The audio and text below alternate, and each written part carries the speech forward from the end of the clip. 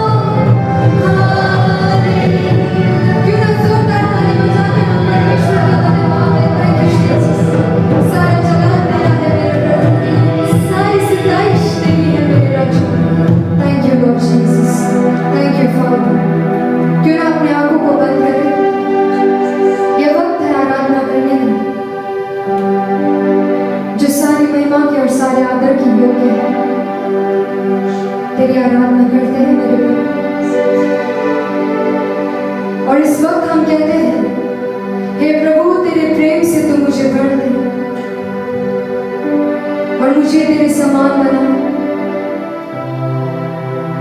मुझे तोड़ मेरे परमेश्वर, मुझे आकार दे मेरे राजा, और जैसा तू चाहे वैसे तू मुझे बना मेरे प्रभु। Thank you Jesus.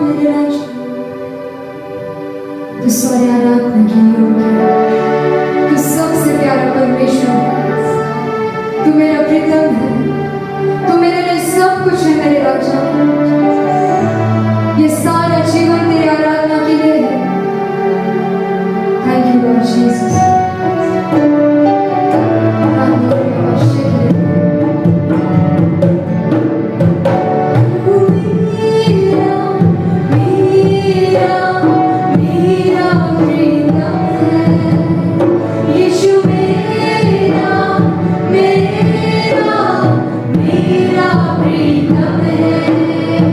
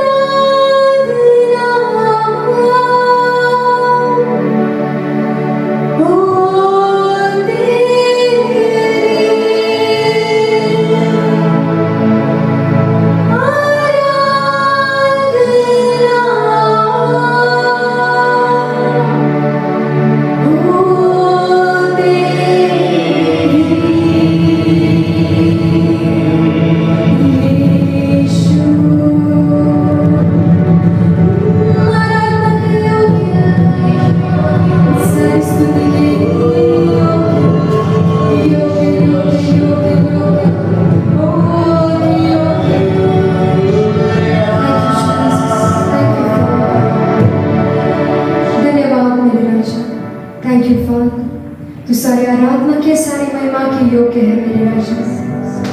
We worship you, Lord. We praise your holy name, my Father. तेरी स्तुति करते हुए, तेरी महिमा करते हुए, इसके आगे में मेरे प्रभु वचनों के द्वारा हर एक से बातें करना मेरे प्रभु, हर एक के हृदय को छू लेना मेरे राजा। तुझे धन्यवाद देते हैं, तेरी बड़ाई करते हैं मेरे प्रभु। ये सारी आराधना, ये सारा धन्यवाद हम आपको देते हैं मेरे प्रभु। ये विनती प्रभु यीशु मसीह के नाम से मांगते हैं, आमीन।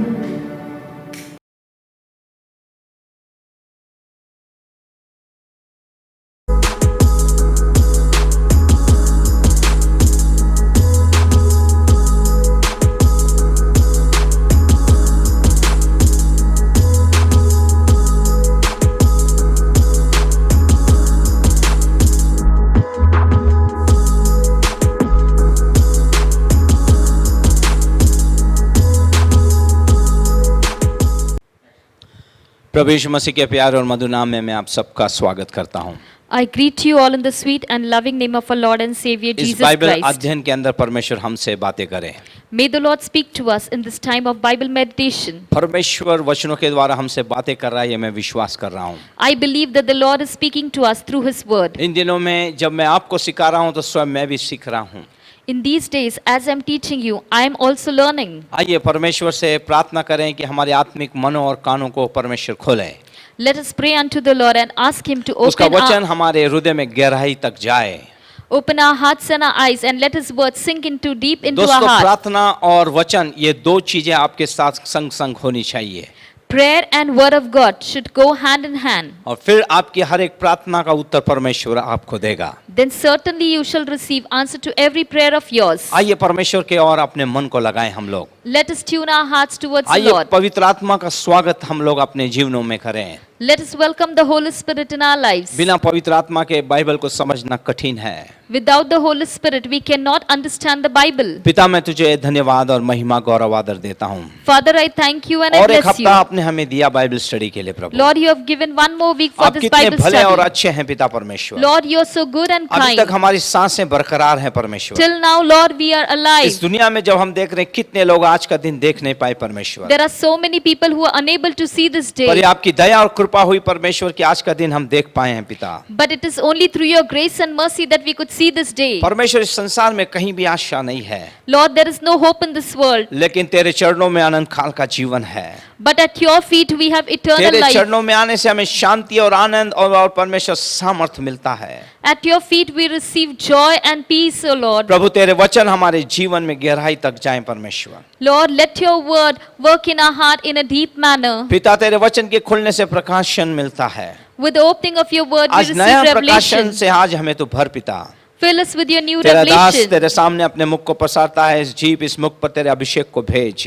As your servant, O Lord, I open my mouth before you, O Lord. You send forth your प्रभु, ये anointing upon my बुद्धि mouth मेरी and बंद हो tongue. जाए, लेकिन तेरा आत्मा मुझे चलाए परमेश्वर। Let not my own wisdom, Lord, but let Lucy me जो be मेरी led by your आत्मिक बेटी है, spirit. हम दोनों को तो अभिषेक कर पिता परमेश्वर। Lord, bless my spiritual daughter Lucy. Let us sister Devika के लिए धन्यवाद देता हूँ प्रभु, जो हमें वचनों में सहायता कर रहे हैं, उन पे तेरी आशीष रहे प्रभु। help both of us to flow in one spirit. Bless Sister Devika who सारी is helping media us in team पर reading the तेरा word of God. आशीष बना रहे पिता परमेश्वर। Lord, let your blessing rest upon our सारे entire सुनने media वाले team. जितने हैं उन्हें भी तू आशीष में कर प्रभु। Lord, bless all the listeners. अधिक से अधिक लोग इन अंतिम समय में तेरे वचन को सुने और परमेश्वर उसमें आनंदित हो प्रभु।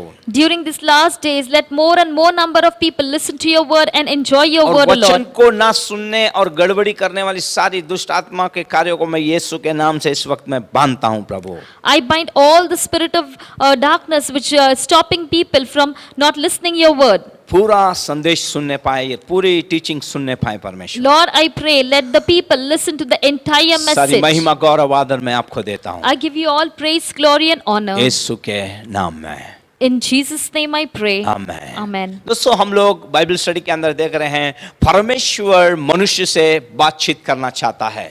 In the Bible study, we are seeing that the Lord desires to मैं speak to आपको the बताना people. चाहता हूं कि परमेश्वर ने बातचीत करने के लिए आपको मुझे बनाया है।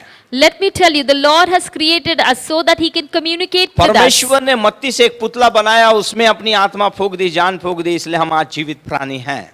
Out of the mud, out of dust, God made man, and He just breathed into us, and that's the reason why परमेश्वर we are शुरू alive से ही today. उस अदन के बगीचे में आदम और हवा से मिलने आता और काफी घंटों बातें किया करता। Right from the time of Garden of Eden, the Lord would come to meet Adam and Eve, and He would spend hours together with them. आज मसीह के कारण परमेश्वर हमसे बातें कर रहा है और अपने सामर्थ को, अपने आशीषों को और अपने महिमा को हम पे प्रकट कर रहा है। It is only because of the Lord Jesus Christ, God the Father speaks to us. He is blessing us. क्योंकि वचन में लिखा है इब्रानी 13 के अंदर यीशु मसीह कल, आज और युगानुयुग एक सा है। Because the Bible tells us in the book of Hebrews, chapter 13, yesterday, today, and forever, the Lord Malachi Jesus में Christ is लिखा the है कि same. यहोवा कभी बदलता नहीं। And in the book of Malachi, it tells us Jehovah God never वो आज भी changes. आपसे मुझसे बात करना चाहता है। And He desires to speak to us even today. धन्यवाद उसके एलियास और पवित्र आत्मा के लिए जिसने आपको मुझे चुन लिया है, Thanks be unto His Eleazar, the Holy Spirit, who has chosen us, जो आपको मुझे ढूंढ के लेके आ रहा है और मसीह के लिए तैयार कर रहा है। who is coming in search of the people and is preparing them for the Lord Jesus आइए Christ. हमारे बाइबल स्टडी में हम आगे चलते हैं। Let us proceed with our Bible study. परमेश्वर मनुष्य से बातचीत करना चाहता है, उसके सात भाग हैं। हम लोग ने 3 भाग तो देख लिए हैं, 4, 5, 6, 7 आज हम पूरा करेंगे इसे। The Lord desires to communicate with His people, and we had seen 7 parts of it, and today we shall be studying the last 3 parts about पुराने it. नियम में परमेश्वर मनुष्य से कहीं नहीं, केवल इस्राएलियों से उस मिलाप वाले तंबू में बात किया करता था। In the Old Testament, the Lord would speak to the people of Israel only in the tabernacle. आपको मुझे दिल खोलकर परमेश्वर को धन्यवाद देना है। पुराना नियम नहीं, अब ये नया नियम है और मसीह के अंतर्गत में उसकी आत्मा के द्वारा हम कहीं भी, चर्च में हो, चर्च के बाहर हो, अपने घर में हो, प्रार्थना के रूम में हो, हम परमेश्वर से बात कर सकते हैं। We need to profusely thank the Lord because today we are no longer under the Old Testament and we are under the New Testament, and because of the Lord Jesus Christ we can pray unto the Lord, we can communicate to Him anywhere and at any point of time. मैं चौथी बात आपको बताना चाहता हूँ। Let me tell you the 4th thing. मिलाप वाला तंबू वो स्थान है जहाँ परमेश्वर मनुष्य के साथ बातें करता है। The tabernacle of God was a place where the Lord would communicate with man. आइए देखते हैं लेवी व्यवस्था उसका पहला अध्याय और पहला वचन। Leviticus chapter 1 verse 1. Yes, levy व्यवस्था पहला अध्याय और पहला वचन। यहोवा ने मूसा को बुलाकर यहोवा ने मूसा को बुलाकर मिलाप वाले तंबू में से मिलाप वाले तंबू में से उससे कहा इस्राएलियों से कह कि ये इस्राएलियों से कह कि तुम में से यदि कोई मनुष्य यहोवा के लिए पशु का चढ़ावा चढ़ाए पशु का चढ़ावा चढ़ाए तो उसका बलि पशु गाय बैलों अथवा हाँ भेड़ बकरियों में से एक का हो। हालेलुया। इस प्रकार बलिदान चढ़ाने के बाद वे परमेश्वर के करीब आ सकते हैं, परमेश्वर उनसे बात कर सकता है। And the Lord called unto Moses and spake unto him out of the tabernacle of the congregation, saying, Speak unto the children of Israel, and say unto them, If any man of you bring an offering unto the Lord, ye shall bring your offering of the cattle, even of the herd, and of the flock. Only after the Israelites presented their offering, then would the Lord communicate to them. आज ये नए नियम के अंदर ये बलिदान क्या दिखा रहे हैं? Today in the New Testament, what does this नए offering नियम के अंदर का symbolize? बलिदान जो है स्तुति आराधना और प्रार्थना की वेदी को दिखा रहा है। In the New Testament, the offering symbolize thanksgiving and अगर praise आज unto भी the आप Lord. परमेश्वर से बात करना चाहते हैं तो अपना बलिदान आपको परमेश्वर को अर्पित करना होगा। Today, if you desire to communicate with the Lord, then on a daily basis you need to बिना offer प्रार्थना unto the स्तुति Lord. आराधना धन्यवाद कि आप परमेश्वर से नहीं मिल सकते, उसकी आवाज नहीं सुन सकते। Without praising and thanking the Lord, you cannot listen to His voice. You cannot speak unto the Lord. और बाइबल बताती है ये वो स्थान है जहाँ पे परमेश्वर लोगों से मिला करता था या बात किया करता था। The tabernacle of God was a place where the Lord would meet His people. आइए चलते हैं निर्गमम उसका 29वां अध्याय और 42वां वचन क्या कहता है। Let us turn our attention to the book of Exodus chapter 29. Yes, तुम्हारी पीढ़ी से पीढ़ी में हाँ, यहोवा के आगे मिलाप वाले तंबू के द्वार पर मिलाप वाले तंबू के द्वार पर नित्य ऐसा ही होम बलि हुआ करे। नित्य ऐसा ही होम बलि हुआ करे। यह वह स्थान है ये वो स्थान है जिसमें मैं तुम लोगों से इसलिए मिला करूंगा कि तुझसे बातें करूं। तुमसे बातें करो। हालेलुया। परमेश्वर लोगों से मिलना चाहता है। उसने एक स्थान मिलाप वाला तंबू एक निश्चय किया है। This shall be a continual burnt offering throughout your generation at the door of the tabernacle of the congregation before the Lord, where I will meet you to speak there unto thee. This was the place which the Lord had chosen to communicate with his people. आज हमें प्रभु यीशु मसीह को धन्यवाद देना चाहिए, क्योंकि यीशु मसीह के द्वारा आज हम चर्च में, घर में, आज गार्डन में हम चलते उठते हुए कहीं भी परमेश्वर से बात कर सकते हैं और परमेश्वर हमसे बात कर सकता है। We need to thank the Lord Jesus Christ. It is only because of him today we can speak to the Lord, we can listen to him anywhere, whether we are in the church अब or in the हमें house or नबियों in की the garden. आवश्यकता नहीं, न्यायाधीशों की आवश्यकता नहीं, राजाओं की आवश्यकता नहीं, सीधा परमेश्वर का आत्मा आप लोगों से बात कर सकता है। Now we are no longer in need of any prophet or any seer. We can directly communicate to the Lord. नए नियम के अंदर देखते हैं हमारी देह जो है ये परमेश्वर मसीह का तंबू है। And in the New Testament we see our body is the tabernacle इस of तंबू God. के अंदर परमेश्वर का आत्मा वास करता है। And the Spirit of God abides in this अब tabernacle. ट्रिनिटी का तीसरा भाग हमारे अंदर सहभागी है। And the third portion of the Trinity resides in us. और बाइबल बताती है परमेश्वर अपने बेटे यीशु के द्वारा आपसे मुझसे बातें किया करता है। And the Bible tells us the Lord speaks to us through his Son. आइए देखते हैं इब्रानी उसका पहला अध्याय और दूसरा वचन। इब्रानी उसका पहला अध्याय दूसरा वचन क्या कहता है? Hebrews 1:2. यस। इन अंतिम दिनों में इन अंतिम दिनों में मतलब ये समय है, ये अंतिम दिन है सर। 2020 साल पहले जब लिखे थे तो उस समय ने ये अभी के बारे में लिखे हैं कि ये अंतिम समय है कि हमसे पुत्र के द्वारा बातें करे, जिसे उसने सारी वस्तुओं का वारिस ठहराया, जिसने उसे सारी वस्तुओं का वारिसदार बनाया है। और हाँ, उसी के द्वारा उसने सारी सृष्टि की रचना की है। कोई है जो मेरे साथ कहे आमीन? हालेलुया। मसीह के द्वारा वो आपसे मुझसे बातें कर रहा है। God, who at sundry times and in diverse manners spake in the time past unto the fathers by the prophets. क्योंकि आप जानते हैं मसीह के द्वारा क्यों बात कर रहा है, क्योंकि मसीह ने अपने शरीर का बलिदान एक बार परमेश्वर को चढ़ाकर आपके मेरे लिए जो एक पर्दा था, एक रुकावट थी, उसे गिरा दिया है। आज मसीह के कारण परमेश्वर हमसे बात कर रहा है। ये कितनी सुंदर बात है। क्यों ना हम परमेश्वर की बात सुने और उसके मार्गदर्शनों पे चलें, उसके वचन पे विश्वास करें, उसके वचन के अनुसार हम काम करें।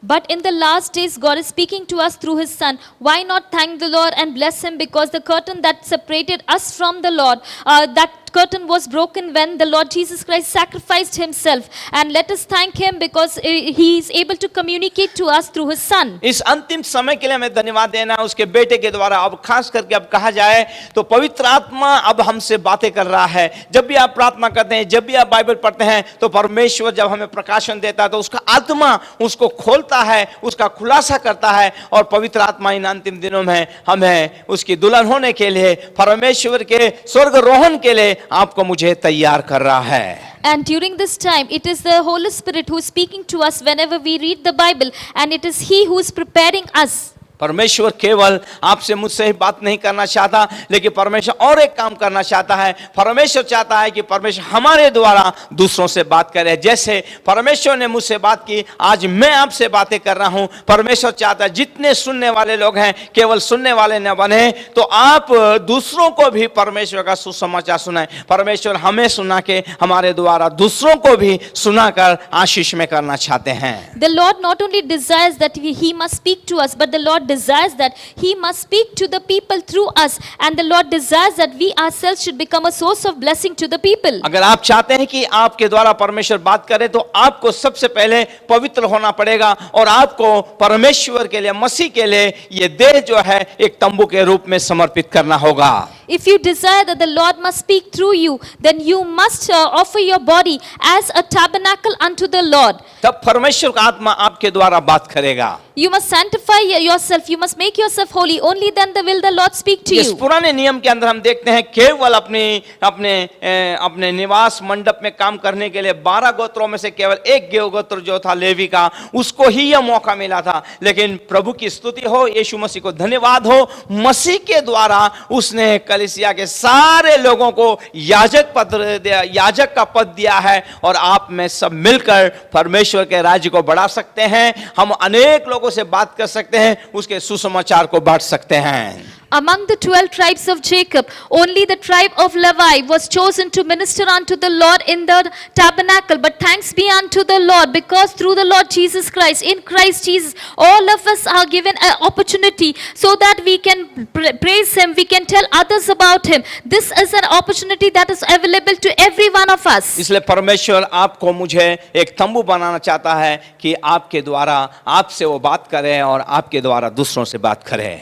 And that's the reason why the Lord desires to make us into His tabernacle, so that He will speak to us and He will speak through us. अगर एक प्रार्थना करने वाले आप एक पवित्र पात्र हैं, तो आप परमेश्वर 24 घंटे में कभी भी आपसे बात कर सकता है। If you are a praying person, if you are a person of holiness, then definitely in this 24 hours, the Lord will speak to you at any point of यदि time. परमेश्वर को आपका चाल चलन, आपका जीवन भाया और परमेश्वर को आपका जीवन पवित्र लगा, तो निश्चित परमेश्वर आपके जीवन में आपकी सुधि लेगा और आपसे बात करेगा और आपके द्वारा अपने राज्य को बढ़ाएगा।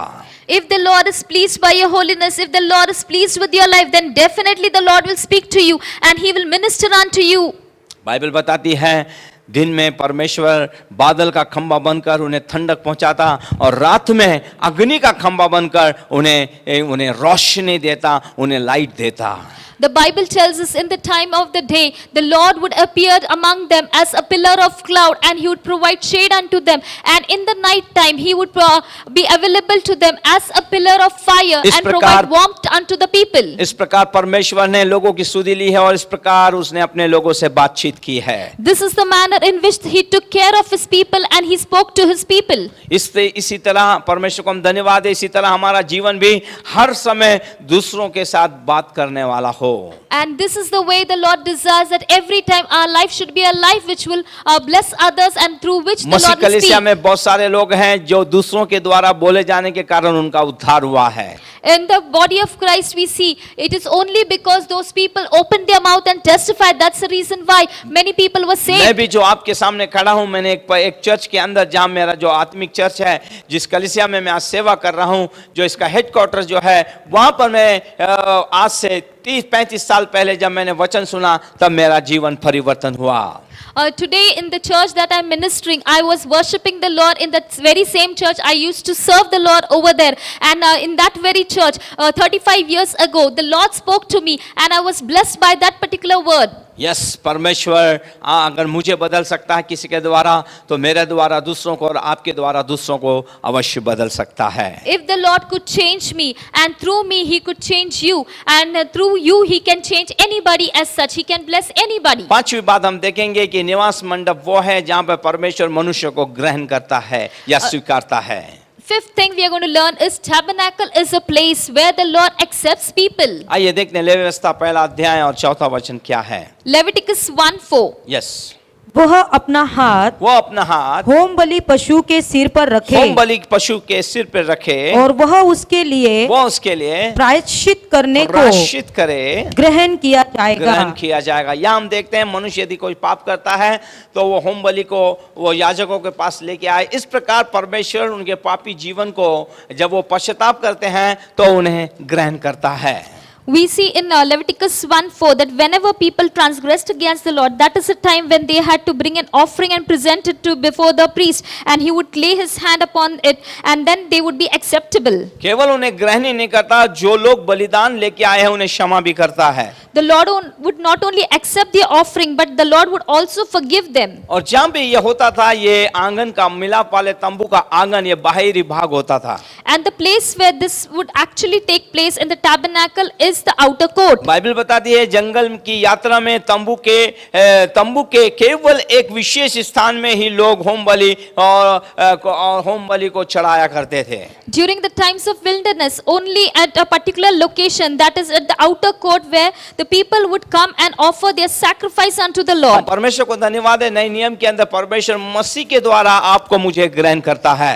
But thanks be unto the Lord, because through the Lord Jesus Christ, God has accepted us. यूहन्ना 1:12 में लिखा है, जितनों ने उसे ग्रहण किया उन्हें बेटे बेटी होने का परमेश्वर ने अधिकार दिया है। The Bible tells us in the book of John, chapter 1, verse 12, all those who have received him, to them he gave them the right to be known यूहन्ना as the children 15 of के God. अंदर लिखा है, हम बिना यीशु के कुछ नहीं कर सकते। And John chapter 15 tells us, without Jesus we cannot do anything. हम अपने आप में उद्धार नहीं पा सकते। We cannot work out our salvation on our own. यीशु के नाम से ही हमें उद्धार मिलता है। यीशु को ग्रहण करने से ही, पापों को छोड़ने से, तौबा करने से ही हम बच सकते हैं। हमारे आधार और पापों की क्षमा होती है, तब जाके परमेश्वर आपको मुझे ग्रहण करता है। It is only because of the Lord Jesus Christ and only through him that you and I are saved. It is all because of him. और बाइबल बताती है नए नियम में परमेश्वर हमें मसीह के द्वारा ही ग्रहण करता है। And the Bible tells us in the New Testament very clearly that God accepts us only through the Lord Jesus Christ. आइए इफिसियों उसका पहला अध्याय और 6वां वचन देखते हैं। यहाँ परमेश्वर का वचन क्या कहता है, पौलुस इस कलीसिया को क्या लिख रहा है। Let us see what Ephesians chapter 1 verse 6 has to say.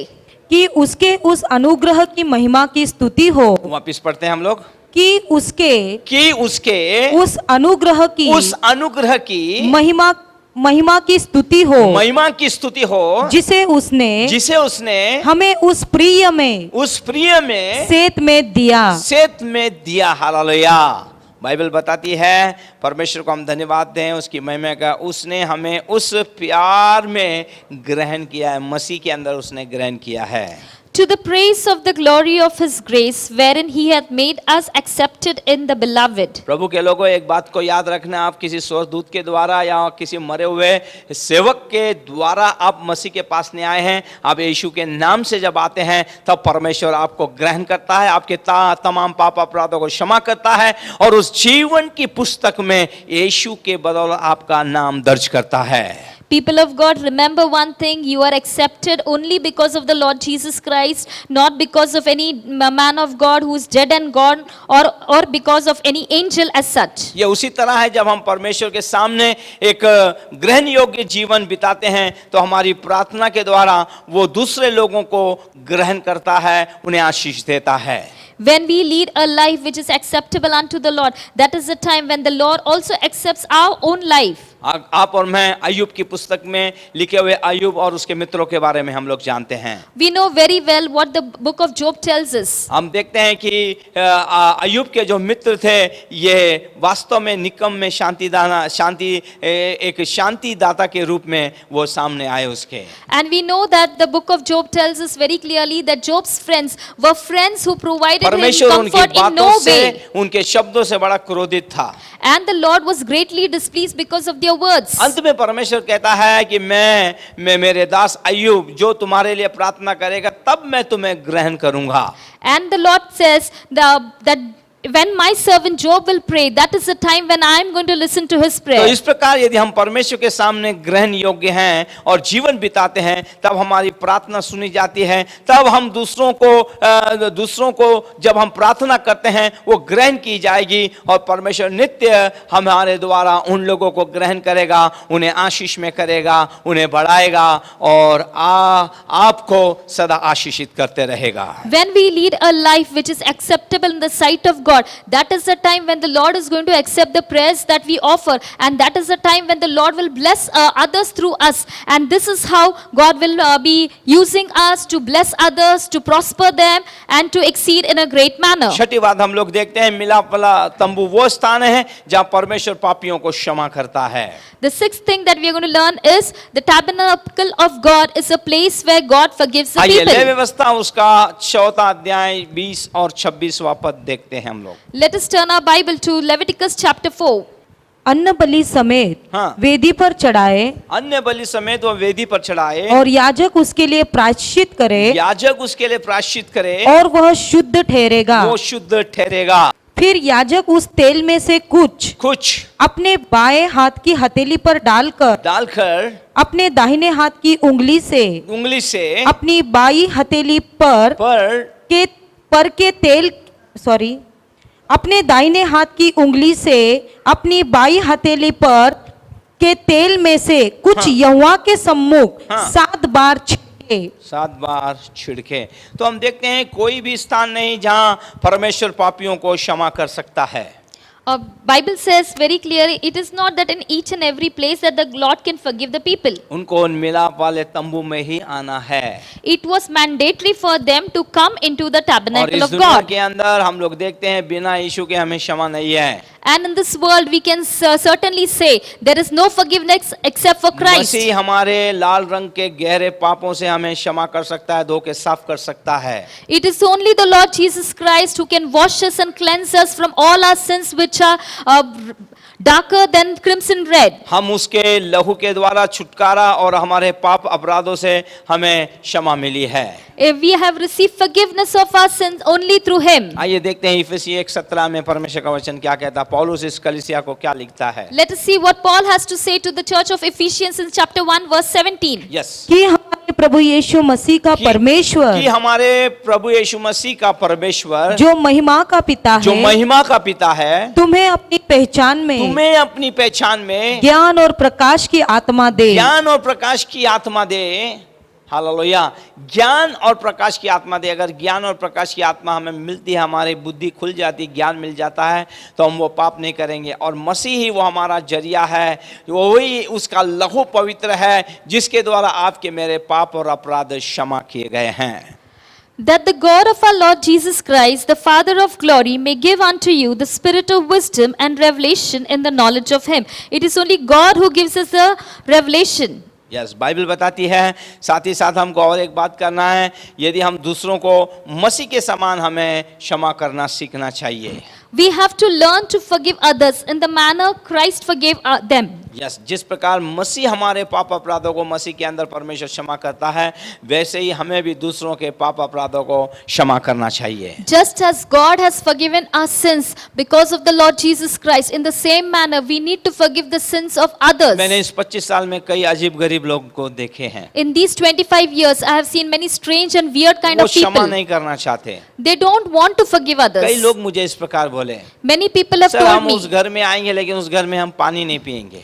Pastor will come to that house, but we won't have any water in their house. लेकिन मैं प्रभु का दास हूं, उनको पानी नहीं, मैंने उस घर में उनको चाय पिलाई है। But as a man of God, I not only made them drink water, but even have a cup of tea ये in the very कैसा same हमारा house. कैसा हृदय है, हमारी कैसी सोच विचार है। मसीह जिसने हमारे तमाम पाप अपराधों को जो क्षमा करने योग्य नहीं थे क्षमा की है, तो हम दूसरों के अपराधों को क्यों ना क्षमा करें। When Christ has forgiven all our sins, then why not forgive others? What kind of a heart do we have?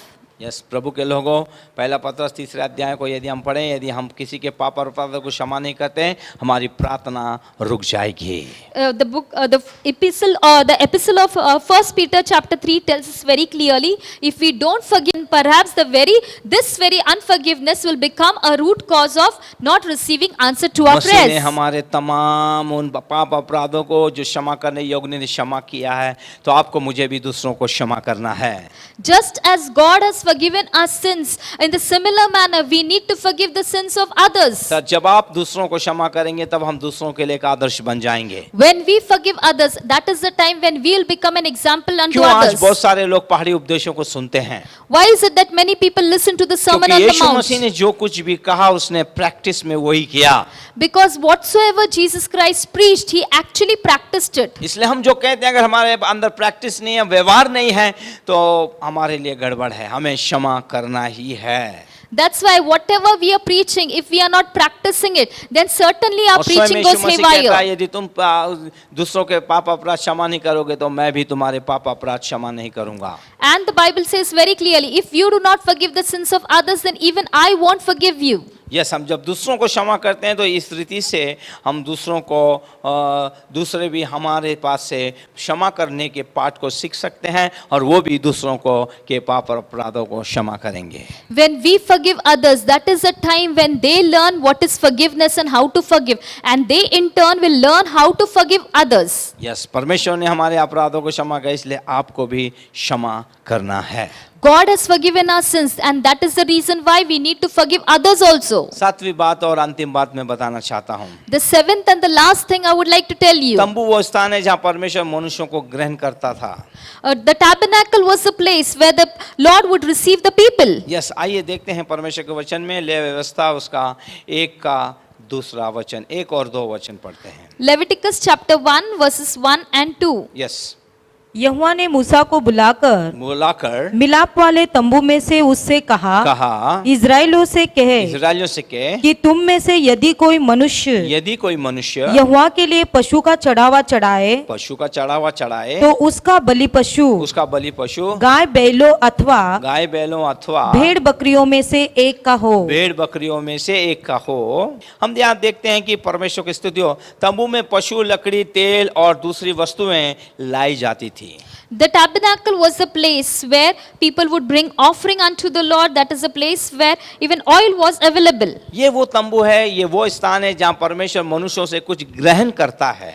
The tabernacle was a place where the Lord would accept things from the people. और तंबू में जो भी वो पशु, लकड़ी, तेल और दूसरी वस्तुएं ले आए, परमेश्वर ने उन्हें ग्रहण किया है।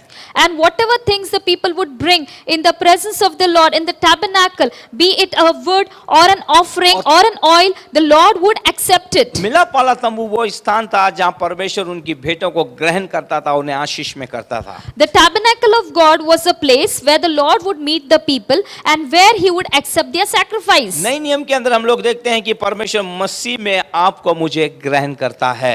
And in the New Testament we see the Lord accepts us through the Lord Jesus आज मसीह Christ. के कारण हम परमेश्वर को हमारा उत्तम बलिदान चढ़ाते हैं। And it is only because of the Lord Jesus Christ we are able to offer the best आइए sacrifice परमेश्वर के unto वचन से God. देखते हैं इब्रानियों की पुस्तक उसका 13वां अध्याय और 15वें वचन में पौलुस क्या लिखता है। Let's see what Paul has to say in Hebrews chapter 13 verse 15. Yes, इसलिए हम उसके द्वारा स्तुति रूपी आज हम परमेश्वर को क्या दें? अगर देखा जाए तो जो कुछ है सब परमेश्वर का, पैसा, धन, दौलत जो भी दिया सब कुछ परमेश्वर का, आपका कुछ भी नहीं है। आप कहेंगे ये मैंने कमाया है। कई बार हम ये कहते हैं मेरा मेरा मेरा मेरा मेरा तेरा में हमारा जीवन खत्म हो जाएगा। नहीं सर, आपका कुछ नहीं है, सब कुछ परमेश्वर ने दिया है।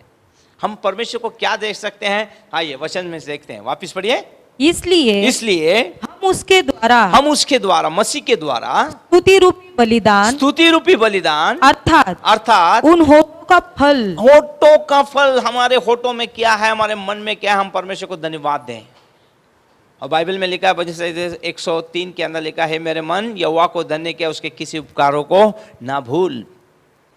उसने आपके मुझ पर उपकार किए हैं, आपको मुझे उसने बचा लिया। हमारी धार्मिकता मैले चिथड़े कपड़ों के जैसी थी, उसने मसीह के अंदर आपके मेरे सूरत को बदल दिया है। आज उसने मसीह के अंदर आपको मुझे बनाया है, उठाया है। आज मसीह के कारण आपको लोग और आपको मुझे पहचान रहे हैं। अगर ये मसीह ना होता तो परमेश्वर आपको मुझे ग्रहण नहीं करता। ये हम याद रखें। अपने होठों का बलिदान हम दें। जब बलिदान देने का समय आता है हम मुंह बंद कर लेते हैं। धन्यवाद क्या दे, हमारे मन में आता है क्या दे धन्यवाद परमेश्वर को। सर आप जीवित हैं अब तक, यही सबसे बड़ा धन्यवाद है परमेश्वर को। आपके पास जो कुछ भी है उसके लिए आप परमेश्वर को धन्यवाद दीजिए। बाइबल बताती है उस विधवा के घर में जो थोड़ा सा तेल और आटा था, जब उसने एक रोटी बना के परमेश्वर के दास को दे दी और तेल और आटा था तो उसने परमेश्वर को निश्चित धन्यवाद दिया हो। उसके बाद रोटियां पे रोटियां, 3.5 साल ना आटा खत्म और तेल नहीं, कितना धन्यवाद दिया हुआ। क्या आपका मेरा जीवन ऐसा है क्या? हर एक बात के लिए हम परमेश्वर को धन्यवाद दें, धन्यवाद दें, धन्यवाद दें, तब परमेश्वर आपको मसीह में मुझे ग्रहण करेगा और उपयोग में लाएगा। हालेलुया। तो इस प्रकार हम देखते हैं कि मसीह के अंदर परमेश्वर हमारे बलिदान को ग्रहण करता है, या मसीह के अंदर हम परमेश्वर को बलिदान चढ़ाते हैं। Hebrews 13:15 By him therefore let us offer the sacrifice of praise to God continually, that is the fruit of our lips, giving thanks to his name. What kind of sacrifice or an offering does the Lord expect from us? He expects nothing but the thanksgiving from our lips. The Lord has done so many things in our life that we need to thank the Lord for everything. But many a times people actually wonder, for what should they thank the Lord? The very fact that you are alive, you need to thank the Lord, because truly it is the Lord's grace that we are alive. And as the psalmist says in Psalm 103 verse 1, bless the Lord, O my soul, and all that is within me, bless his holy name. Truly we need to thank the Lord for each and everything as such. We don't have any kind of righteousness of our own to stand before the Lord. Our righteousness is absolutely like a filthy rag, but it is only because of the grace and mercy of God today we are, and we can actually thank and praise God. Yes. शायद आप पुराने नियम के अंदर देखते हैं, मिलाप वाले तंबू में शायद जो गरीब लोग होंगे, गरीब से गरीब, वो सनी का कपड़ा, और धनी लोग जो हैं कीमती से कीमती पत्थर लाते होंगे। In the Old Testament, whenever people came to offer any kind of sacrifice unto the Lord, according to their financial ability, the poor would get a particular kind of an offering and the rich would get precious stones. मिलाप वाले तंबू के अंदर ऐसा कुछ भी ऐसे लोग नहीं थे जो उन्होंने कुछ ना कुछ ना लाया। बहुत सारी चीजें मिलाप वाले तंबू के अंदर वे लेके आए। The tabernacle of God was such a place where people would never come empty-handed. They would certainly bring something or the other. सब कुछ मनुष्य के द्वारा लाया गया वहां पे। Everything that was there in the tabernacle was brought by people. एक चीज को छोड़ के, ऊपर से आई हुई आग को छोड़कर बाकी सब कुछ मनुष्य लेके आए। Except for the fire which descended from heaven, everything was made available by the people. परमेश्वर हमसे ग्रहण करने में प्रसन्न होता है। The Lord is very glad to accept things from आज आप us. चर्च में आते हैं, आप परमेश्वर को क्या लेके आते हैं? Today when you come to the house of God, what do you bring unto मैं him? कहूँगा आप सबसे पूरे हफ्ते भर आपको परमेश्वर संभालता है, धन्यवाद के शब्द लेके आइए। वो शब्द जब आप चढ़ाते हैं, प्रभु प्रसन्न होता है। Throughout the week, the Lord takes care of you, the Lord protects you, and that's why whenever you come into the house of God, offer thanksgiving unto him. प्रार्थना की स्तुति आप परमेश्वर को दे सकते हो, वो ग्रहण कर सकता है। And he will be greatly pleased by it, and the Lord will turn your prayer into praise. आपके उपवास को वो ग्रहण कर सकता है। He will accept your fastings. आपके दशमांश को वो ग्रहण कर सकता है। He will accept your आपकी भेंटों को वो ग्रहण कर सकता है। He will accept your offerings. आपने चढ़ाए हुआ आपका जीवन वो ग्रहण कर सकता है। He will accept the sacrifice of your life. Bible में पौलुस कहता है, हर्ष से देने वालों से वो अति प्रसन्न होता है। And that's why the Bible tells us through Paul, God loves a cheerful giver. आप कितना देते हैं ये मान्यता नहीं रखता, आप हर्ष से देते हैं ये बड़ा मान्य रखता है। It doesn't matter how much you give unto the Lord, but it matters greatly how cheerfully you give unto him. आए तो बड़े हर्ष के साथ आए और हर्ष के साथ उसे हम दें। हम थोड़ा दे रहे हैं, ज्यादा दे रहे हैं, कोई माने, लेकिन हर्ष से देने से परमेश्वर बड़ा प्रसन्न होता है, उसे ग्रहण करता है। It doesn't matter how much you give, big or a small offering, but when you give that offering in a cheerful manner, that is what pleases the Lord. जो कुछ भी हमारे पास है और जो कुछ भी हम उसे देते हैं, उसे वो महिमा में तंबू बनाने के लिए उपयोग करता है। Whatever we have and whatever we give to the Lord uses all those things to make us into a glorified tabernacle of God. आज आप पूरा का पूरा अपना जीवन परमेश्वर को दे सकते हैं। आप जो एक पवित्र आत्मा के तंबू हैं, परमेश्वर आपका इस्तेमाल भी करेगा। Today you can offer your entire life to the Lord, and the Lord is willing to accept you wholeheartedly as a tabernacle of God. यूहन्ना छठे अध्याय के अंदर हम देखते हैं, उस 5000 भीड़ के अंदर सब चल रहे हैं। एक छोटा लड़का अपनी सिदोरी, जिसके अंदर 5 रोटी और 2 मछली थी, उसने यीशु मसीह को दे दिया।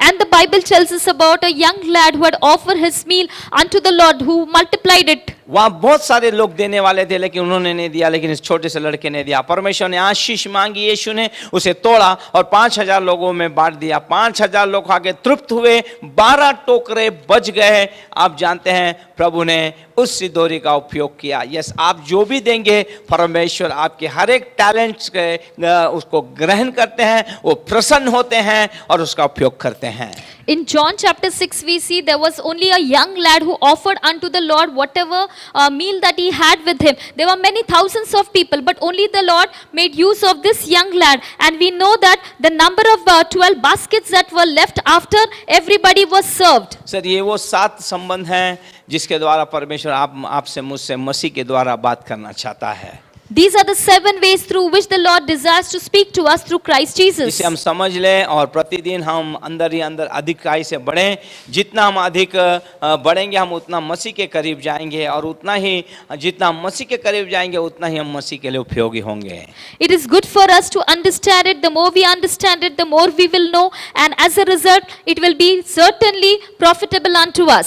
इसलिए परमेश्वर चाहता है हम मसीह के अंदर और बढ़ें, And that's why the Lord desires that we must grow more and more in the Lord Jesus. और अधिक से अधिक हम परमेश्वर के लिए इस्तेमाल हो। And so that we become more greatly used to the Prabhu Lord. इन वचनों के द्वारा आपको आशीष में करे। May the Lord bless you. Next Bible study में नए अध्याय के साथ हम लोग वापस मिलेंगे। In the next Bible study, we shall start with a मैं new विश्वास topic. करता हूँ प्रभु ने निश्चित तौर से आपसे बात की है। And I certainly believe that the Lord has spoken to you. आइए हम जैसे भी हैं अपने आप को परमेश्वर के हाथ में दें। Just as we are, let us surrender ourselves to the Lord. स्वर्गीयमान परमेश्वर, मैं आपको धन्यवाद देता हूँ। Heavenly Father, आपके I thank सामर्थी you. वचनों के लिए धन्यवाद, I thank you for your powerful जो words. मधु से मीठे हैं प्रभु। Your words which are sweeter than हमारे honey. कड़वाहट जीवन को मिठास में बदल देते हैं। Let the life of our bitterness turn into प्रभु, आज sweetness. हम जैसे भी हम अपने आप को तेरे हाथों में समर्पित करते हैं। Lord, just as we are, we surrender ourselves into Daya your कर, hands. कृपा कर और हमारा इस्तेमाल कर परमेश्वर। Lord, have mercy upon us and use us, O Lord. प्रभु, देने से तू प्रसन्न होता है, और आज हम तुझे एक भेंट बलिदान करके अपने जीवन को तेरे हाथों में सौंपते हैं। Lord, you are pleased by our giving, and today we offer our lives unto you, O Lord. और यही प्रार्थना करते हैं जीवन के अंतिम क्षण तक हमारा उपयोग हो परमेश्वर। And Lord, we pray till the very end of our lives, O Lord, हमें- let our life be used. हमें दूसरों के आशीष के लिए तो इस्तेमाल कर प्रभु। Lord, make us as a source of blessing unto others, O आज Lord. ऐसे कितने लोग हैं जो टूटे और बिखरे लोग हैं जिन्हें मसीह मालूम नहीं, उनके लिए हमें इस्तेमाल कर परमेश्वर। Lord, use us for the people, those who are completely shattered and हम torn घट in their जाएं, life. आप ऊंचे हो जाएं। Lord, help us, Lord, to decrease and you increase in our धन्यवाद life. पवित्र आत्मा हमसे बातें करने के लिए। Thank you, Holy Spirit, for तेरा speaking वचन to हमारे us. जीवन में बार बार गूंजे और एक परमेश्वर हम आशीष पाएं प्रभु। Let your words echo in our life and may our lives be blessed. सारी महिमा गौरव आदर मैं आपको देता हूँ Lord, I give you all praise and glory and honor. यीशु के नाम में। In Jesus' name I pray. Amen. Amen. God bless you. Bless you.